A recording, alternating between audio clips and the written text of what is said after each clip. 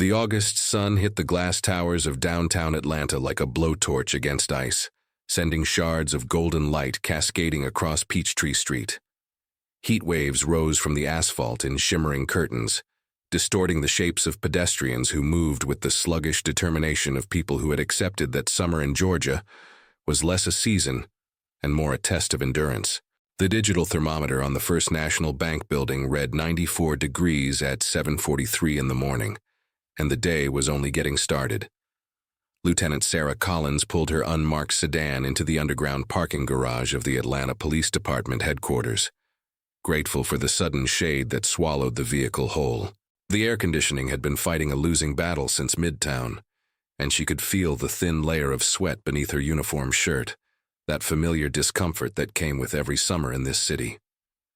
In the back seat, K-9 Max shifted position, his ears rotating like satellite dishes tracking signals she could not hear. The Belgian Malinois had been unusually alert during the drive, his amber eyes fixed on something beyond the windshield, beyond the traffic, beyond whatever Sarah could perceive with her merely human senses. She found her usual spot on level B2, the concrete column with the old graffiti tag that maintenance had never quite managed to scrub away. Muscle memory guided her through the routine of gathering her badge, her service weapon, her radio, the small leather pouch that held Max's treats. The K-9 waited with patient discipline as she opened the rear door, then descended with the fluid grace of an athlete who had never known anything but peak physical condition. 7 years old and still moving like a creature half his age, Sarah allowed herself a small smile as she attached his lead. They walked toward the elevator bank, their footsteps echoing in the cavernous space. The garage was quiet at this hour, most of the day shift still trickling in, the night crews already gone home to their beds and their dreams and whatever peace they could find between shifts. Sarah liked this time, these few minutes of transition when the building breathed slowly, when the weight of the badge felt manageable rather than crushing. The elevator doors opened with a soft chime, and she stepped inside, Max at her heel. She pressed the button for the 4th floor, watched the numbers climb, felt the familiar lurch as the car began its ascent. Routine, predictable, safe. The doors opened onto chaos. Not the physical kind, not the sort of chaos that came with active shooters or bomb threats or the 100 other emergencies that could transform a police station into a war zone. This was different. This was the chaos of whispers, of glances that darted away too quickly, of conversations that died the moment she stepped into earshot. Sarah had been a cop long enough to recognize the texture of institutional betrayal, that particular quality of silence that descended when someone had become the subject of discussion rather than a participant in it. She walked toward her office, Max padding beside her, and counted the officers who failed to meet her eyes. Ramirez at his desk, suddenly fascinated by his computer screen. Thompson by the water cooler, turning his back with theatrical casualness. Detective Morrison, who had never once failed to greet her in 3 years of working the same floor, now deeply engrossed in a file folder that appeared to contain nothing but blank pages. Something was wrong. Something was very wrong. Her office door was closed, which was strange because she never closed it. Not during working hours. Not when she wanted her team to know she was available. Through the frosted glass panel, she could see shapes moving inside. 2 figures, maybe 3. The silhouettes suggested suits rather than uniforms, the kind of tailored precision that meant either federal involvement or internal affairs. Neither option was good. Sarah paused with her hand on the doorknob, took a breath that filled her lungs completely, and pushed the door open. Captain Marcus Webb sat behind her desk, in her chair. The presumption of it would have been offensive under any circumstances, but the presence of the 2 people flanking him elevated the situation from offensive to alarming. A man and a woman, both in the anonymous gray suits of federal investigators, both wearing expressions that suggested they had already reached conclusions and were merely going through the procedural motions of allowing her to respond. Webb was a good captain, fair and measured, a 20-year veteran who had earned his rank through competence rather than politics. The fact that he could not meet her eyes told Sarah more than any accusation ever could. Max's posture changed. The subtle shift from relaxed alertness to focused attention, the lowering of his head, the slight forward lean that preceded action. He had read the room in an instant, processed the threat assessment faster than any human brain could manage, and reached his own conclusions. Sarah felt the tension travel down the leash like an electrical current. Easy, she thought, projecting calm through her grip on the leather. Not yet. The female agent spoke first. Blonde hair pulled back severely, cheekbones that could cut glass, eyes the color of dirty ice. Her badge identified her as Special Agent Diana Whitmore, Department of Homeland Security. Lieutenant Collins, she said, and even the use of her title felt like an accusation. Please close the door and have a seat. Sarah remained standing. The door remained open. I prefer to know what this is about before I make myself comfortable in my own office, she replied, her voice level. Captain? Webb finally looked at her, and in his eyes she saw something that made her stomach drop. Not anger, not disappointment, pity. The kind of pity reserved for someone who did not yet know how bad things were about to get. Sarah, he said, using her first name in a way that suggested the formal structures of rank and protocol had already been suspended. There has been a development, a serious one. The male agent stepped forward, producing a tablet from his briefcase with the practiced efficiency of someone who had delivered bad news hundreds of times. He was older than his partner, silver at the temples, the weathered look of someone who had spent decades in the field before being assigned to whatever desk-bound purgatory this represented. Lieutenant Collins, he said. I am Special Agent Robert Chen, also with DHS. At approximately 0400 hours this morning, your name was flagged in a federal Watchlist database. The flag was generated by a sealed filing that alleges your involvement in the unauthorized disclosure of classified information to known criminal organizations operating within the southeastern United States. The words landed like physical blows, each one driving the air from her lungs a little more completely. Sarah had been shot at, had faced down armed suspects, had walked into buildings that might have contained anything from empty rooms to explosive devices. None of it had prepared her for this moment, for the surreal experience of hearing her own identity described as a threat to national security. That is impossible, she said, and her voice came out steadier than she had any right to expect. I have never accessed classified information, let alone disclosed it. My security clearance is limited to local and state law enforcement databases. I do not have the access you are describing. Agent Whitmore produced a folder from her own briefcase, thick with documents that Sarah recognized with a sinking feeling. Personnel records, performance reviews, case files, the assembled paperwork of a career that had taken 15 years to build and could apparently be destroyed in a single morning. The filing contains specific allegations, Whitmore said, dates, times, methods of communication. It describes a pattern of contact with individuals connected to the Reyes cartel, including the transmission of operational intelligence that resulted in the compromise of 3 federal investigations over the past 18 months. Sarah felt the blood drain from her face.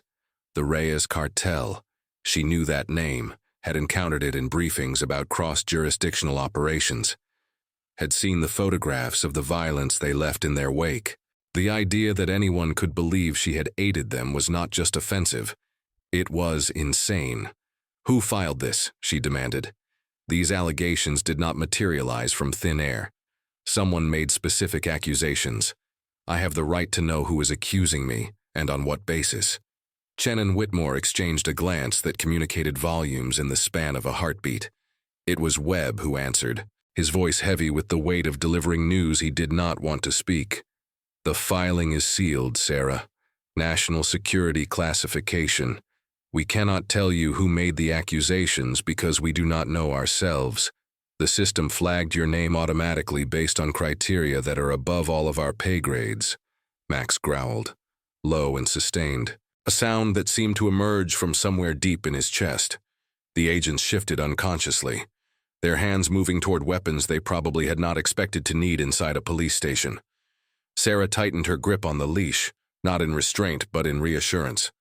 The dog was reading her emotional state, translating her controlled fury into his own protective response. So I am being accused by an anonymous source of crimes I did not commit, using information I could not have accessed, in service of an organization I have never contacted, she said. And you expect me to simply accept this? What we expect, Whitmore replied, is for you to surrender your badge and service weapon pending the completion of our investigation. You are being placed on administrative leave, effective immediately. Your access to department systems will be revoked within the hour. You are not to contact any member of your unit or discuss this matter with anyone outside of designated legal counsel. The room seemed to contract around Sarah, the walls pressing inward, the air growing thick and difficult to breathe. She had seen this before, had watched other officers go through the process of being suspended pending investigation, had always assumed they must have done something to deserve the scrutiny. Now she understood how wrong that assumption had been. The machine did not care about guilt or innocence. The machine cared only about process, about procedure, about the orderly documentation of destruction. She unclipped her badge from her belt. The metal was warm from proximity to her body, warm from years of being carried into situations where it represented authority and protection, and the thin line between order and chaos. She placed it on the desk, on her desk, where Webb sat in her chair as if he had already erased her from the room. Her service weapon followed. The familiar weight leaving her hip felt like the amputation of a limb, the sudden absence of something that had become so integral to her identity that she had forgotten it was separate from herself. "What about Max?" she asked, and for the first time her voice cracked, just slightly, just enough to reveal the human being beneath the professional facade. Webb cleared his throat. "K-9 Max's department property, assigned to your care. Under normal circumstances, he would be reassigned to another handler pending the resolution of your status. However, given the nature of the allegations and the need to avoid any appearance of evidence tampering, he will remain with you during the investigation. Consider it a courtesy. A courtesy. As if allowing her to keep her partner, her friend, the one living creature in the building who still looked at her without suspicion or pity, was some kind of gift rather than the bare minimum of human decency. Sarah nodded once, turned on her heel, and walked out of her own office. The door closed behind her with a soft click that sounded like the ceiling of a tomb. The walk back to the elevator was the longest of her life. Every face she passed seemed to contain a question, an accusation, a judgment already rendered. She kept her eyes forward, her spine straight, her hand steady on Max's lead. The dog matched her pace exactly, his shoulder brushing against her leg with each step, a constant reminder that she was not entirely alone. The elevator doors opened. She stepped inside. The doors closed. Only then, in the privacy of that small metal box, did Sarah allow herself to lean against the wall and press her palm to her forehead. Only then did she let the magnitude of what had just happened begin to sink in. Someone had put her name on a federal watch list. Someone had constructed an elaborate fiction of treason and betrayal, complete with dates and details, and the kind of specificity that would be nearly impossible to disprove. Someone had decided that Sarah Collins needed to be destroyed, and they had chosen a method that was both thorough and devastating. The question was not whether she was innocent. She knew the answer to that with absolute certainty. The question was who had done this, and why. Max pressed his nose against her hand, a gesture of comfort that transcended the boundaries of species. Sarah scratched behind his ears, felt the familiar texture of his fur beneath her fingers, and made a decision. They wanted her sidelined. They wanted her scared and confused and too focused on defending herself to ask the questions that mattered. They wanted her to play defense while they consolidated whatever advantage this attack was meant to provide. They had made a mistake. Sarah Collins did not play defense. The elevator reached the parking level, and the doors opened onto the dim concrete expanse. Sarah walked to her car with purpose now, with the first stirrings of a plan forming in her mind. She could not access department systems. She could not contact her unit. She could not use any of the official channels that had been closed to her. But she still had her training. She still had her instincts. She still had years of experience investigating crimes and unraveling conspiracies and following trails that others had thought impossible to follow. And she still had Max. She opened the rear door, and the Belgian Malinois jumped inside with an eagerness that suggested he understood something significant was about to happen. Sarah slid behind the wheel, started the engine, and pulled out of the garage into the blazing Atlanta morning. The hunt had begun. 3 hours later, Sarah sat in a booth at a diner on the outskirts of the city, nursing a cup of coffee that had gone cold 20 minutes ago. The establishment was one she'd used before for meetings that needed to stay off the record, the kind of place where the staff minded their own business and the clientele valued anonymity above all else. Max lay beneath the table, invisible to casual observation, his presence known only to Sarah and to anyone whose legs happened to venture too close to his position. She had spent the drive thinking, analyzing, breaking down the situation into its component parts the way she would any complex investigation. The facts, as she understood them, were these. Someone had filed a sealed complaint with the Department of Homeland Security, accusing her of crimes serious enough to trigger an automatic watchlist flag. The complaint contained specific details that suggested insider knowledge of both federal operations and her own schedule. The timing was not accidental. Nothing about this was accidental, which meant there was a purpose behind the attack that she had not yet identified. The obvious question was who benefited from her removal. The list of people she had antagonized over 15 years of police work was not short, but most of them were either incarcerated or dead. The ones who remained free generally lacked the sophistication to orchestrate something this complex. Planting evidence of cartel connections required access to information that street-level criminals simply did not possess, which meant the threat came from somewhere else, somewhere higher, somewhere with the resources and the knowledge to weaponize the federal bureaucracy against a single police lieutenant. The bell above the diner door chimed, and Sarah looked up to see a familiar figure enter. Detective James Okonkwo was not part of her unit, which was the only reason she had risked contacting him. He worked homicide on the South Side, a different division, different chain of command, different sphere of potential contamination. They had worked a case together 4 years ago, a serial killer who had operated across jurisdictional lines, and the experience had forged a bond of mutual respect that transcended the usual territorial rivalries. He spotted her immediately, crossed to the booth with the unhurried gait of a man who had learned never to appear rushed regardless of circumstances, and slid into the seat across from her. His face betrayed nothing, not concern, not curiosity, not the wariness that might have been appropriate when meeting with a colleague who had just been flagged as a potential national security threat. "I heard," he said simply. "Word travels fast." Sarah nodded. "I need information, James. Information I cannot get through official channels. You understand what you are asking. If anyone finds out I talked to you, my career is over." "Yes." Okonkwo studied her for a long moment, his dark eyes searching her face for something only he could identify. Whatever he found must have satisfied him, because he leaned back and released a breath that seemed to carry the weight of a difficult decision. "What do you need?" "The filing against me is sealed. Someone had to submit it, which means there is a trail. Not in the official databases. Those are locked down tight, but somewhere. Personnel movements, schedule changes, anyone who requested access to information about me in the weeks before this happened. You think it came from inside the department. I think it came from someone who knew enough about my movements to construct a convincing narrative.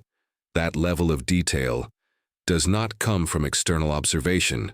It comes from access." Okonkwo pulled out his phone, tapped at the screen for a moment, then slid it across the table. On the display was a photograph, slightly blurry, clearly taken without the subject's knowledge.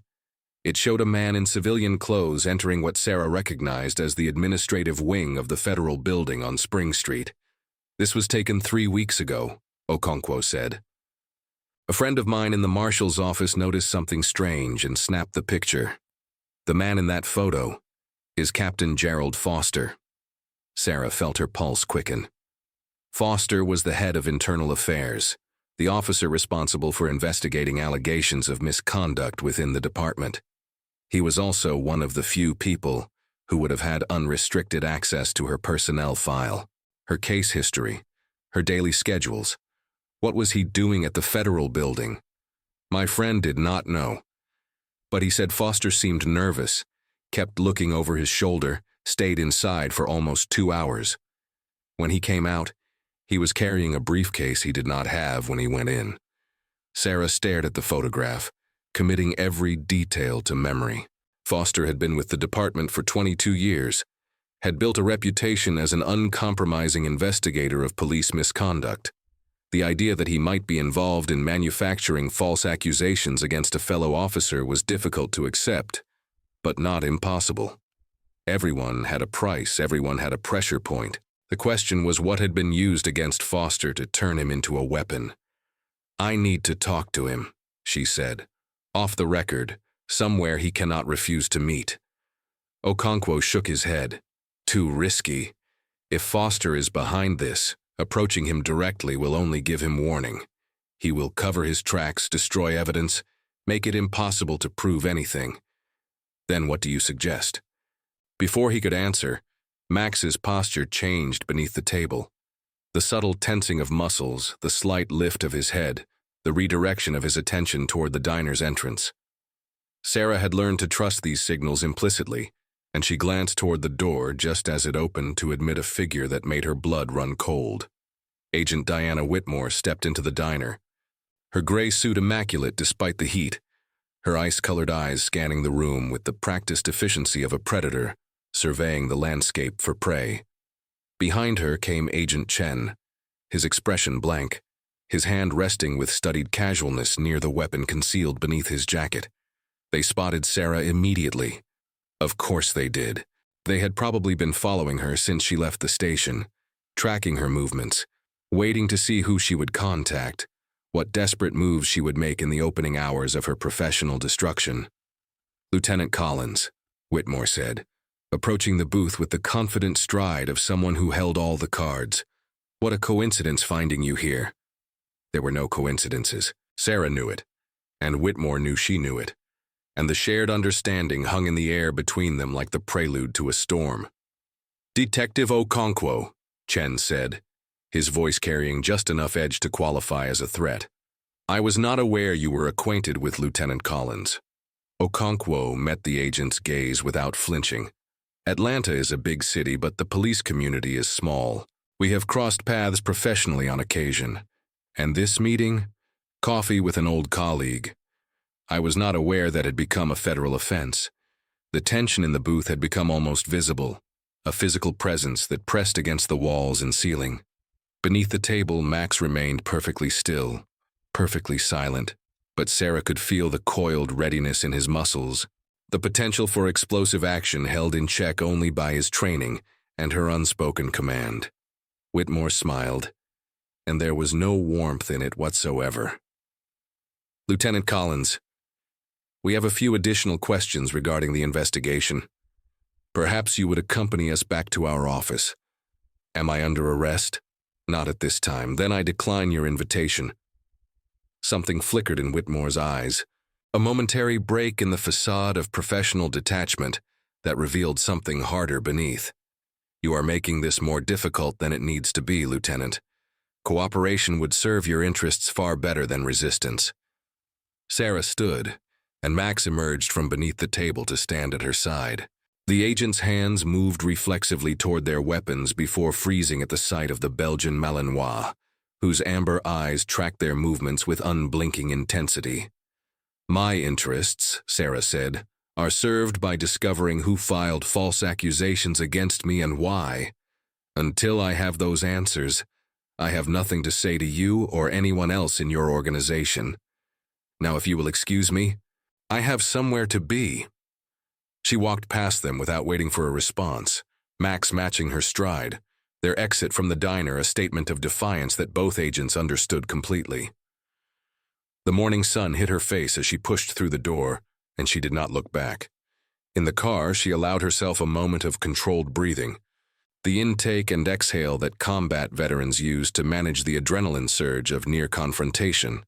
Max watched her from the back seat, his intelligent eyes missing nothing. "Good boy," she murmured, reaching back to scratch his ears. "Good boy."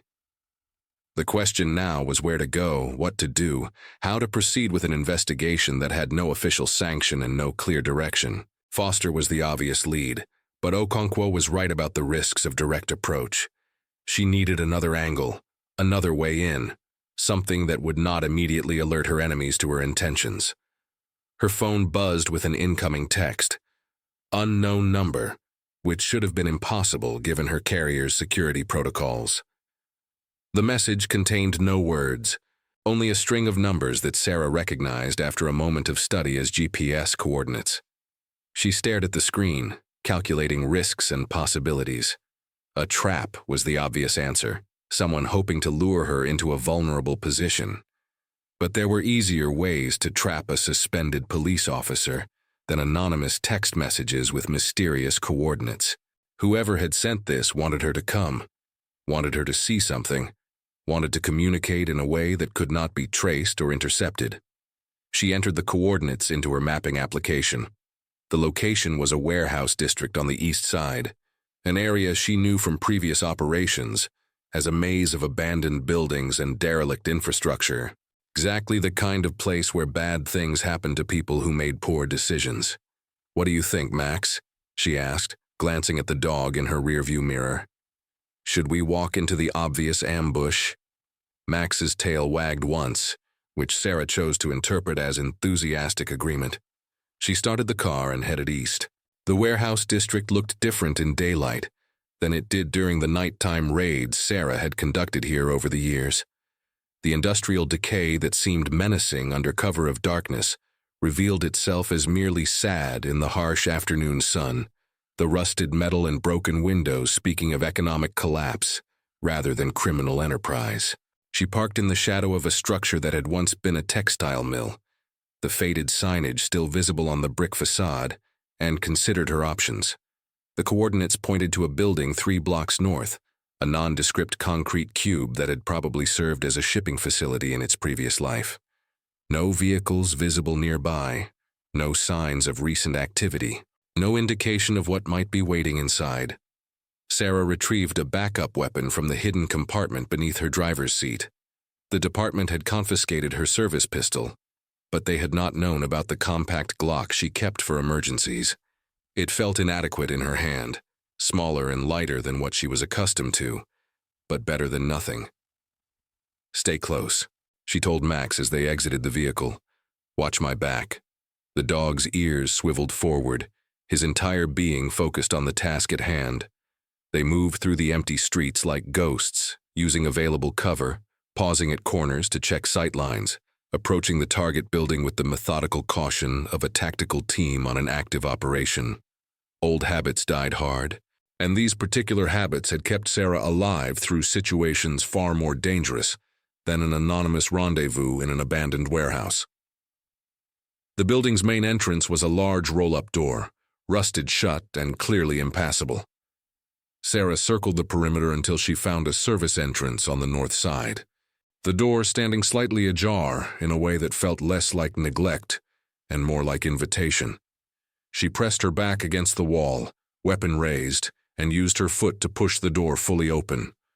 Darkness inside, broken only by shafts of light that penetrated through gaps in the roof. The smell of dust and old machinery, overlaid with something else, something more recent. Coffee, maybe. The faint chemical trace of electronic equipment. Max went in first, his nose working overtime as he swept the immediate area for threats. Sarah followed, letting her eyes adjust to the dim interior, her weapon tracking across every shadow that might conceal an ambush. The main floor of the warehouse was empty, except for a single folding table set up in the center of the space. On the table sat a laptop computer, its screen glowing with soft blue light, and beside it a thermos that steamed gently in the cool air. 2 folding chairs faced each other across the table, an arrangement that suggested conversation rather than confrontation. "Lieutenant Collins," said a voice from the shadows, "thank you for coming." Sarah spun toward the sound, her weapon rising to target the figure that emerged from behind a support column. A man, middle-aged, wearing casual clothes that seemed deliberately nondescript. His face was familiar in a way she could not immediately place, the features triggering some memory that refused to fully surface. "Who are you?" she demanded, maintaining her aim. "Someone who wants to help you. Someone who knows you are innocent and has the means to prove it." The man raised his hand slowly, showing empty palms. "May I approach? I would rather have this conversation without a gun pointed at my face. Not until you tell me who you are and how you found me." The man sighed, a sound that carried genuine weariness. "My name is Thomas Crane. I used to be a federal prosecutor, until I asked too many questions about the wrong people. Now I am what you might call an independent investigator, someone who looks into cases that the official system has decided to bury. I have been tracking the organization responsible for your current predicament for almost 3 years."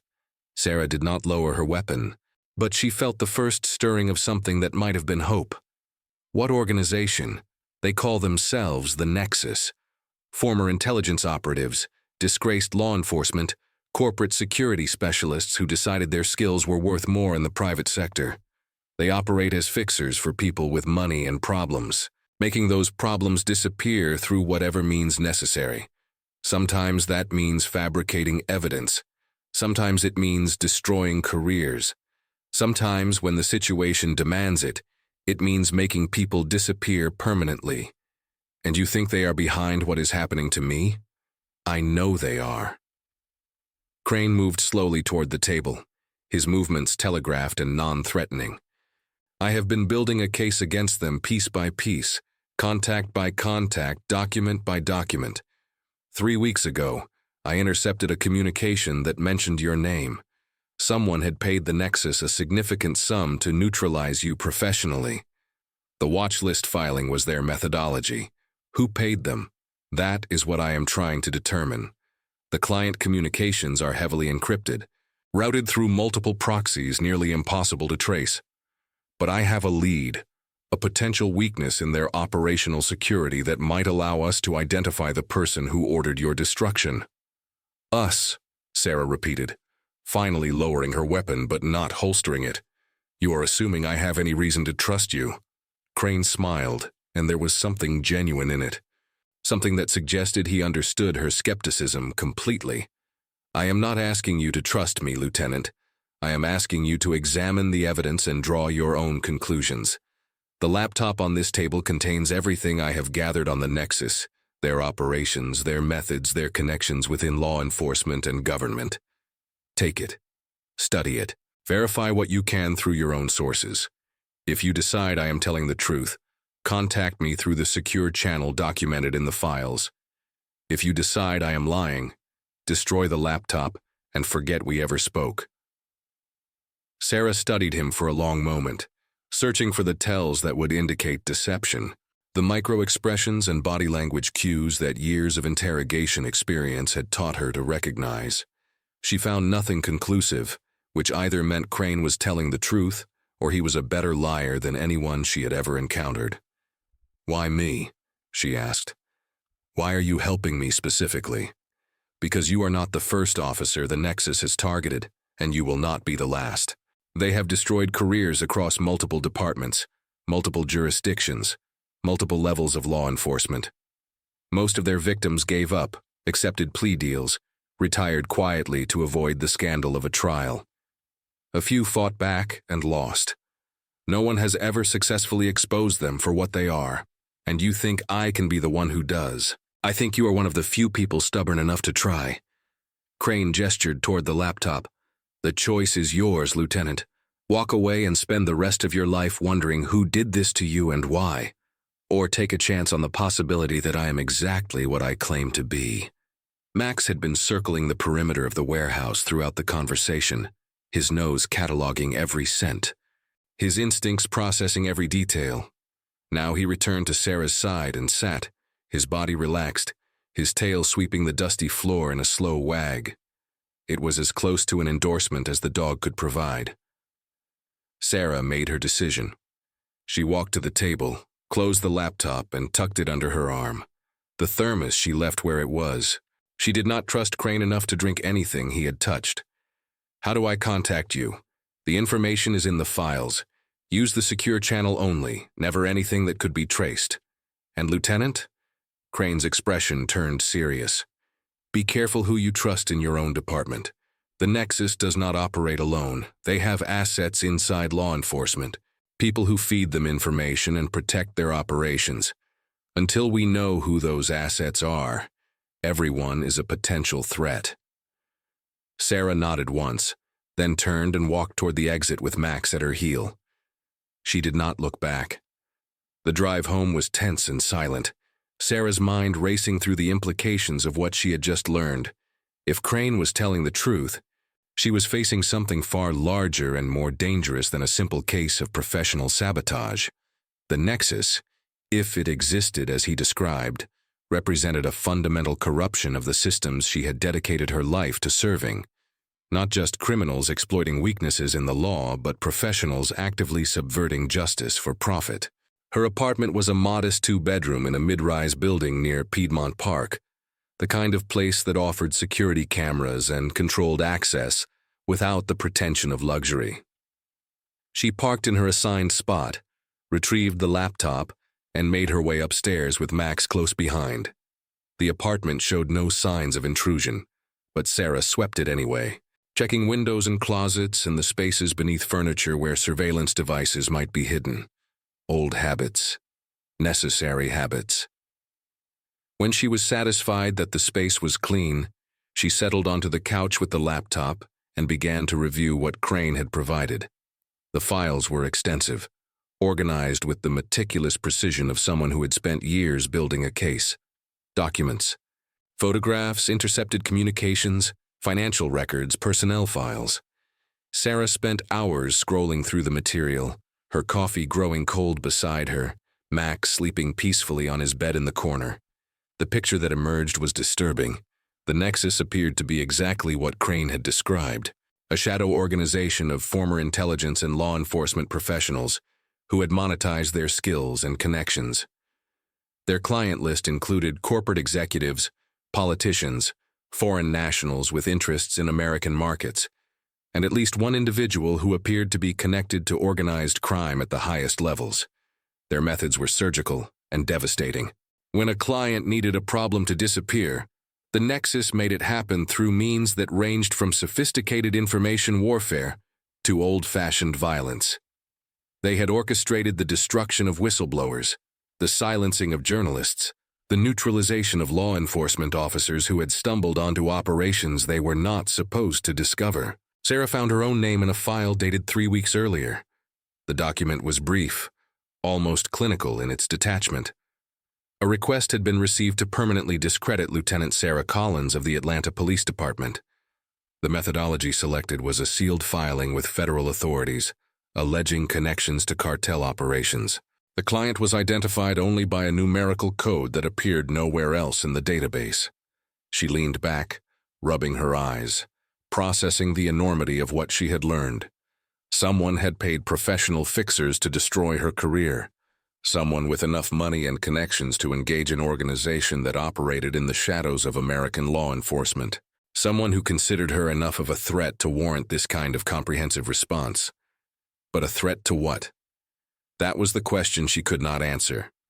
Her recent cases had been routine, drug busts and gang interdiction, and the occasional warrant service for other units. Nothing that should have attracted this kind of attention. Nothing that should have made her a target for the kind of people who hired shadow organizations to solve their problems. Unless there was something she had missed. Something she had stumbled onto without realizing its significance. Max stirred on his bed, his ears rotating toward the apartment door a split second before Sarah heard the sound of footsteps in the hallway. Heavy footsteps. Multiple people, moving with the controlled pace of individuals who did not want to announce their presence, but could not entirely mask their approach. Sarah closed the laptop, slid it under a couch cushion, and retrieved her backup weapon from where she had placed it on the coffee table. Max was already on his feet, his body low, his attention fixed on the door with an intensity that suggested he had identified the approaching individuals as threats. The footsteps stopped outside her door. A moment of silence, then a knock, firm and insistent. "Lieutenant Collins, Atlanta Police Department. We need you to open this door." Sarah recognized the voice. Sergeant David Marsh, a 20-year veteran from Internal Affairs, Foster's right hand and most trusted investigator. Whatever was about to happen, it was not going to be pleasant. She crossed to the door, checking the peephole to confirm what she already knew. Marsh stood in the hallway with two uniformed officers flanking him, their hands resting on their weapons, their expressions grim. Sarah took a breath, unlocked the door, and opened it. Marsh's eyes went immediately to the weapon in her hand, then to Max standing alert behind her. His hand moved toward his own weapon before freezing at the sight of the dog's focused attention. "I am going to need you to put that down, Lieutenant. And I am going to need you to tell me why Internal Affairs is knocking on my door at 10 o'clock at night with a tactical team." The hesitation on Marsh's face told her everything she needed to know. This was not a routine follow-up. This was an escalation. "New evidence has come to light," Marsh said carefully. "Evidence that suggests your involvement in the compromise of federal operations may be more extensive than originally believed. Captain Foster has authorized your arrest pending formal charges." "What evidence?" "I am not at liberty to discuss specifics, but I will tell you this, Lieutenant. Cooperate now, and this goes easier. Resist, and things become significantly more complicated." Sarah considered her options. She could go with them, submit to the process, trust that the system would eventually recognize the truth and vindicate her. It was what a good officer would do, what she herself would have advised anyone else in her position to do. But good officers did not get flagged on federal watch lists through sealed filings. Good officers did not find themselves facing arrest based on evidence that had materialized out of nowhere. Good officers did not wake up one morning to discover their entire careers had been marked for destruction by shadow organizations operating beyond the reach of the law. She had another option. A door to the building's fire escape sat at the end of the hallway, 20 feet from where she stood. Max could cover her retreat, buy her the second she needed to reach the stairwell and disappear into the city. She knew Atlanta's streets better than anyone, knew the hiding places and the escape routes, and the 1,000 ways to vanish in a city of 500,000 people. Running would make her look guilty. Running would confirm every accusation that had been leveled against her. But running would also keep her free. And freedom was the only thing that would allow her to continue investigating, to uncover the truth, to find whoever had done this to her and make them answer for it.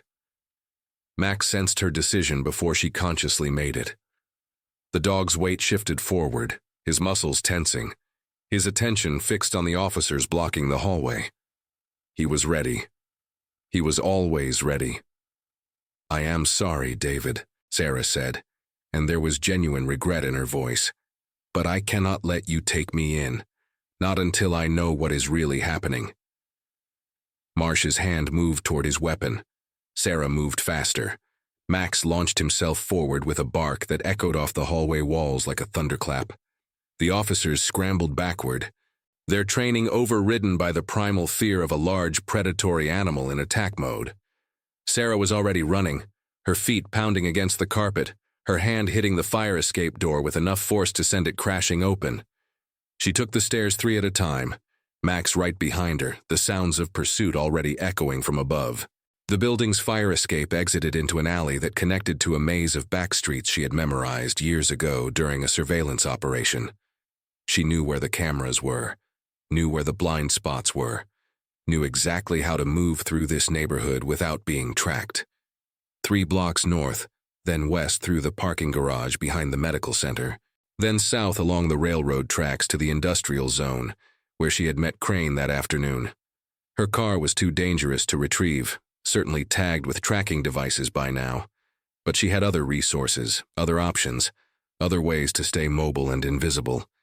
Max matched her pace perfectly, his breathing steady, his movements fluid. 7 years old and still capable of outrunning humans half his age. The bond between them had never felt stronger than it did in this moment. Two creatures fleeing together into the darkness, their survival dependent on each other in ways that transcended the categories of handler and K-9. They ran for 20 minutes before Sarah felt safe enough to slow down. The industrial zone was quiet at this hour. The warehouses dark, the streets empty. She found a sheltered spot behind a dumpster, her back against a brick wall, her lungs burning from the exertion. Max pressed against her side, his warmth a comfort in the cool night air.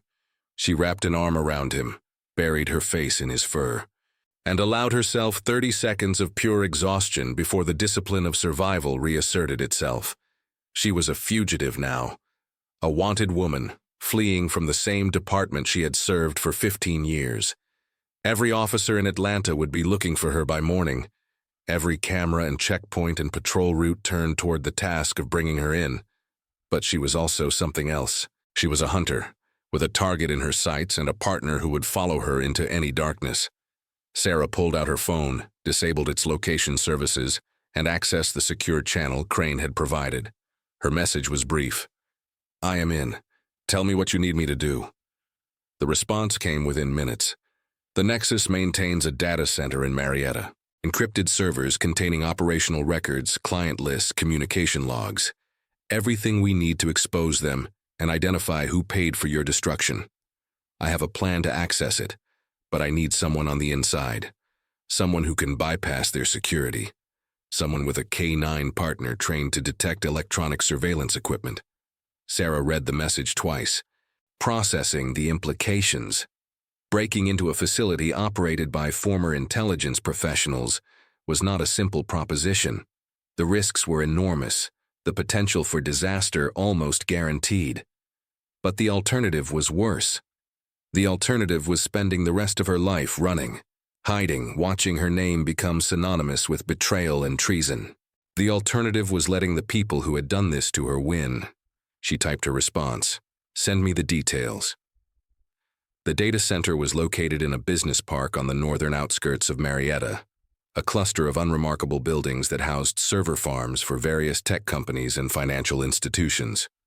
From the outside, there was nothing to distinguish the Nexus facility from its neighbors, just another glass and concrete structure surrounded by landscaped grounds and a discreet security fence. But Crane's intelligence revealed the truth beneath the surface.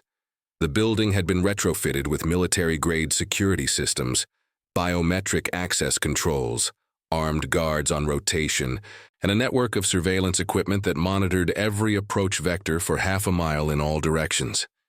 Penetrating the facility through conventional means was essentially impossible, which was why they were not going to use conventional means. Sarah studied the blueprints Crane had provided, memorizing the layout, identifying the vulnerabilities that every security system inevitably possessed. The Nexus had focused their defenses on preventing physical intrusion, but they had made assumptions about the kinds of threats they would face. They had assumed their enemies would be human. They had not considered the possibility of a K-9 unit. Max lay beside her in the cramped utility van Crane had procured. His ears forward, his attention fixed on Sarah with the intensity of a dog who knew something significant was about to happen. She scratched behind his ears, felt the familiar texture of his fur, and allowed herself a moment of connection before the operation began. "You understand what we are doing," she murmured. "We are going into a very bad place with very bad people. I need you to be perfect tonight. Can you do that for me?" Max's tail thumped against the van floor, a response that Sarah chose to interpret as unwavering commitment. The plan was elegant in its simplicity. Crane had identified a service entrance used for equipment deliveries, a door that relied on electronic locks rather than human guards. The locks could be bypassed with the right tools that Crane had provided and Sarah had learned to use during her time with the department's tactical division. Once inside, they would have approximately 15 minutes before the next security patrol reached the server room where the operational records were stored. 15 minutes to download everything they needed. 15 minutes to find the identity of whoever had paid to destroy her life. 15 minutes with Max watching her back, his senses alert to every potential threat. It was not much time, but it was enough. Sarah checked her watch. 0200 hours. The facility would be at minimum staffing.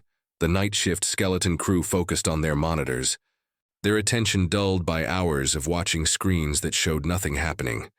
Time to move. She opened the van's rear door and slipped out into the darkness, Max following like a shadow. The night was cool, the sky overcast, the ambient light reduced to a faint glow from distant street lamps. Perfect conditions for what they were about to attempt. They approached the facility from the east, using a drainage ditch that ran along the perimeter fence to stay below the sight lines of the external cameras. Max moved with absolute silence, his training asserting itself in every controlled step. Sarah matched his discipline, her breathing slow, her movements economical, her entire being focused on the task at hand. The service entrance was exactly where Crane had said it would be, a steel door set into the building's rear wall, protected by an electronic keypad, and a single camera mounted above the frame. Sarah produced the jamming device Crane had provided, activated it with a press of her thumb, and waited the 3 seconds required for it to disrupt the camera's signal.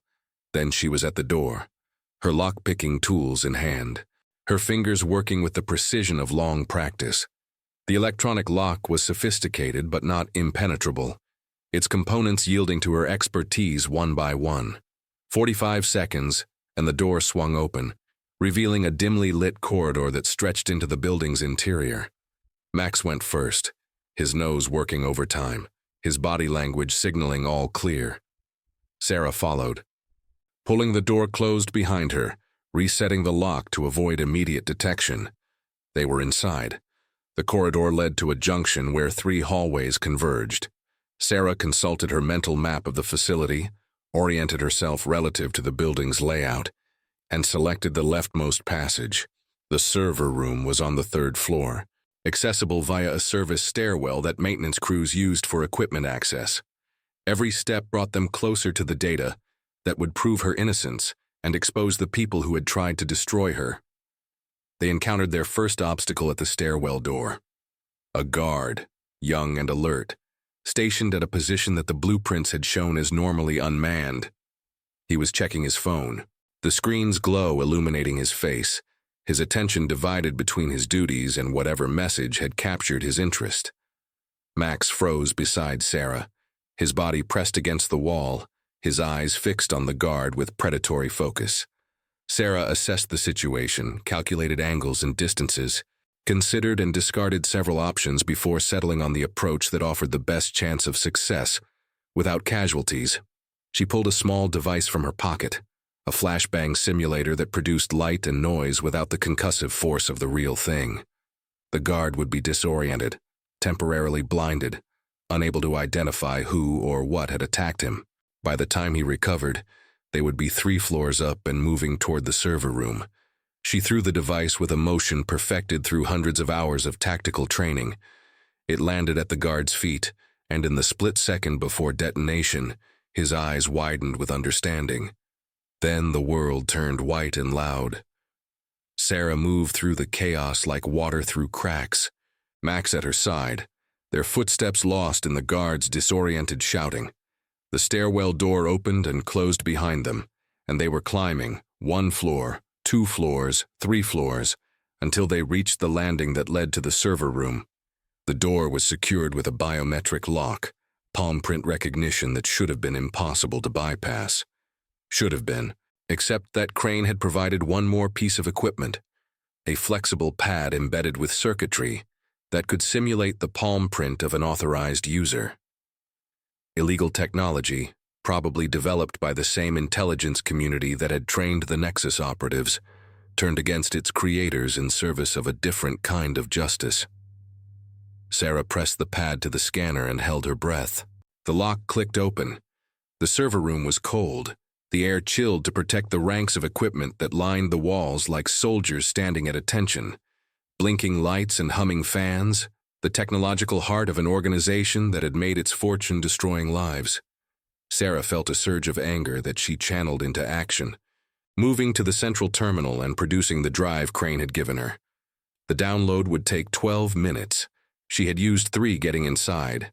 That left 9 minutes of margin. Assuming the guard she had flashbanged did not recover faster than expected, assuming no other patrols deviated from their scheduled routes, assuming 100 other variables remained within acceptable parameters. Too many assumptions, but she had no choice. Max positioned himself by the door, his ears swiveling constantly, his attention divided between multiple potential threat vectors. Sarah initiated the download and watched the progress bar begin its agonizingly slow climb across the screen. 10%, 20%, 30%. Voices in the corridor outside, male voices, authoritative and alarmed.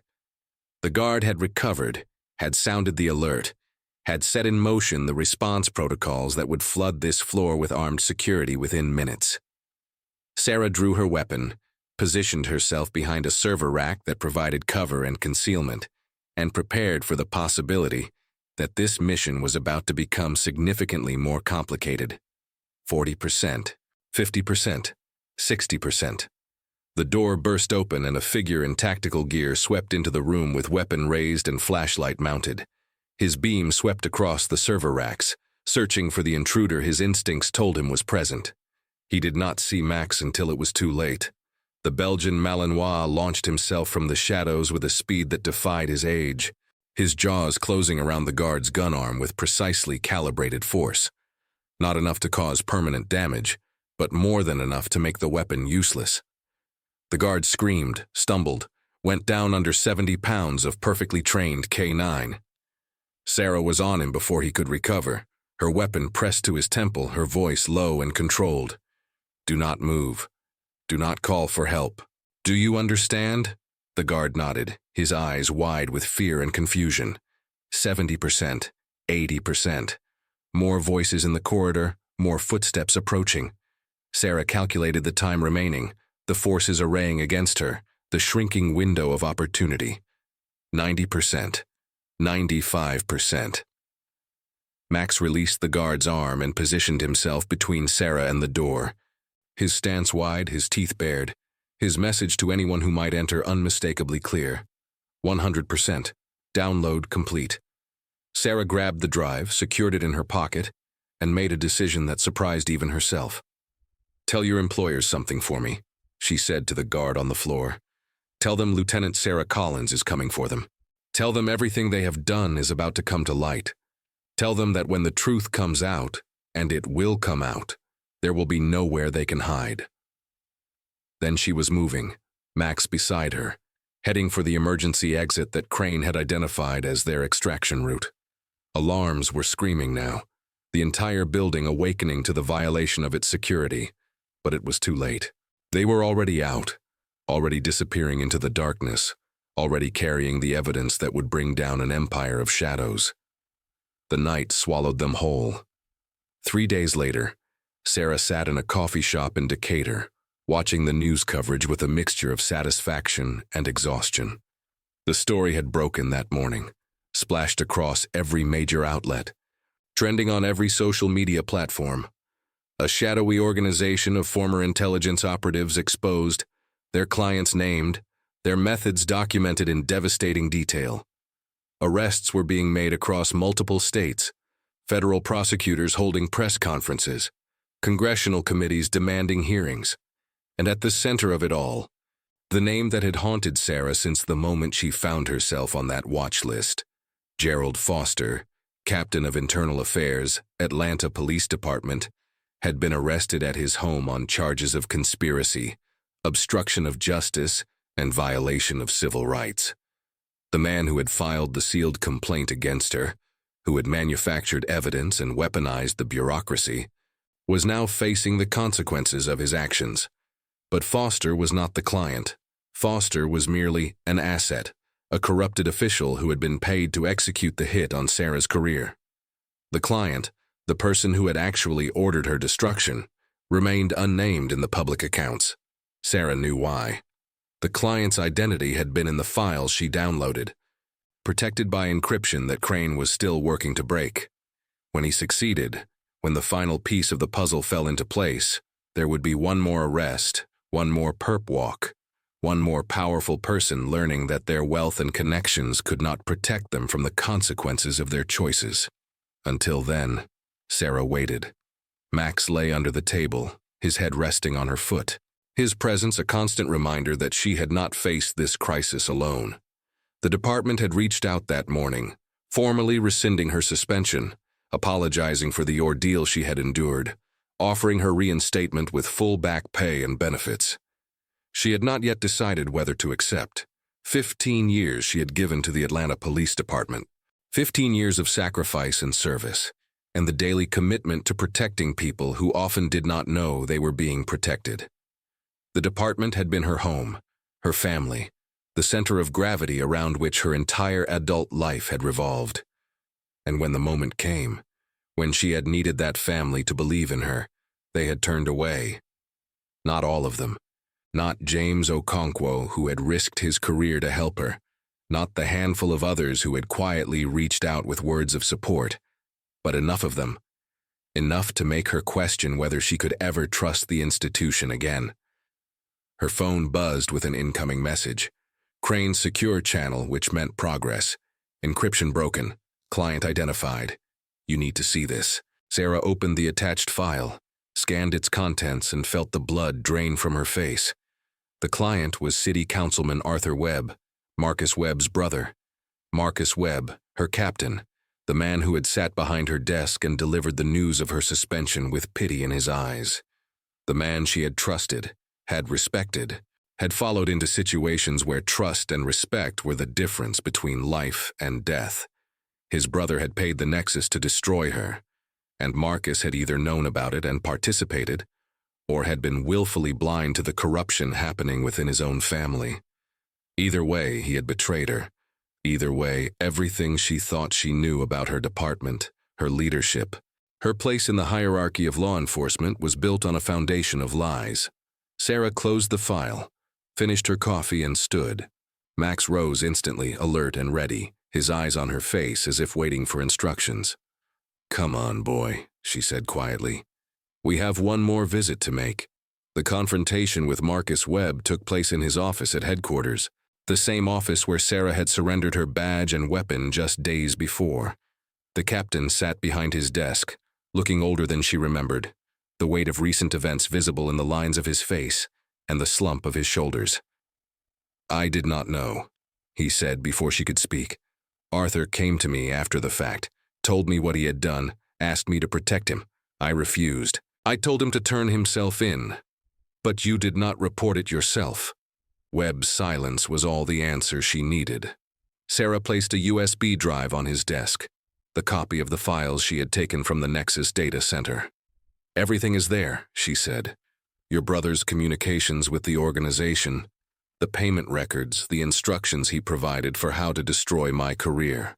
When this goes public, and it will go public, you will be asked what you knew and when you knew it. And what will you tell them? The truth. That you sat in this office and watched me walk away from everything I had built, knowing that your own family was responsible. That you chose loyalty to blood over loyalty to the oath you swore. That you let me become a fugitive rather than expose the person who made it happen." Webb looked at her with something that might have been shame, might have been resignation, might have been nothing more than the exhaustion of a man who had finally run out of options. "What happens now? Now you face the consequences. Same as everyone else who was part of this. Same as your brother, same as Foster. Same as every Nexus operative who thought they could operate in the shadows forever." Sarah turned to leave, then paused at the door. "For what it is worth, Marcus, I believed in you. I thought you were one of the good ones. That is what makes this so hard to accept." She walked out without waiting for his response. The hallway was crowded with officers, some watching her pass with curiosity, others with recognition, still others with the awkward discomfort of people who did not know what to say to someone they had recently suspected of treason. Sarah ignored them all, her attention focused on the exit, on the sunlight streaming through the glass doors, on the city waiting beyond. Max walked beside her, matching her pace, his shoulder brushing her leg with every step. They had been through something together, something that had tested them both in ways that ordinary service never could. The bond between them had always been strong, forged in training and tempered by experience. Now it was something more, Now it was unbreakable. Outside, the Atlanta morning was bright and warm, the kind of day that made it possible to believe the world was fundamentally good, despite all evidence to the contrary. Sarah stood on the steps of the department headquarters, breathing deeply, letting the tension of the past week slowly begin to release. Her phone buzzed, a text from Okonkwo. "Drinks tonight, you earned it?" She smiled, typed a response, "Only if Max can come." The dog seemed to understand that his name had been invoked. His tail wagged, his ears perked forward, his whole being radiating the simple joy of a creature who lived entirely in the present moment. Sarah reached down and scratched behind his ears, felt the familiar texture of his fur, the steady rhythm of his breathing, the warmth of his body against her hand. "You did good," she told him. "You did so good." Max's tail wagged harder, and Sarah laughed, a sound she had not made in what felt like a very long time. The investigation was over. The nexus was exposed. The people who had tried to destroy her were facing justice. Her name had been cleared, her record restored, her future open to whatever possibilities she chose to pursue. But more than any of that, more than the vindication or the victory or the satisfaction of seeing her enemies fall, Sarah had rediscovered something she had almost lost. She had rediscovered faith, not in institutions or systems or the machinery of justice, but in something simpler and more fundamental. Faith in partnership, faith in loyalty, faith in the bond between two beings who would follow each other into any darkness and emerge together into the light. The sun climbed higher over Atlanta, burning away the morning mist, transforming the city into a landscape of brilliance and shadow. Sarah Collins walked down the steps with K-9 Max at her side, heading toward whatever came next, ready for whatever challenges the future might hold. They had survived the worst, together, and together they would face whatever came next. The end.